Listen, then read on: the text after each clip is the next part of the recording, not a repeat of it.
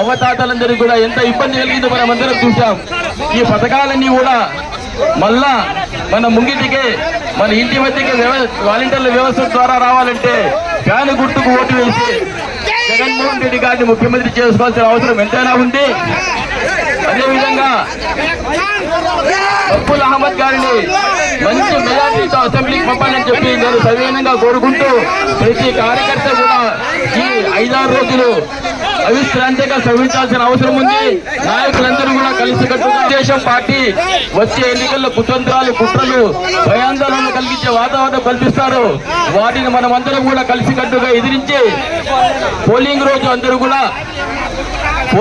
అందరూ కూడా పొద్దున్నే పోలింగ్ కేంద్రాల్లో ఉండి అప్రమత్తంగా జాగ్రత్తగా పోలింగ్ జరిగే విధంగా వైఎస్ఆర్ కాంగ్రెస్ పార్టీకి ఓట్లు పడే విధంగా వాలంటీర్లు కూడా సమిష్టిగా కృషి చేసి బక్కుల్ అహ్మద్ మంచి మేర విధంగా ఎంపీకు పోయే సంతమ్మ గారికి కూడా ఒక ఓటు ఫ్యాన్ గుర్తుకు వేసి మంచి మేయాటితో ఆమెను పార్లమెంట్కి పంపాలని నేను సవ్యంగా మిమ్మల్ని కూడా ప్రార్థిస్తూ తీసుకుంటున్నాను.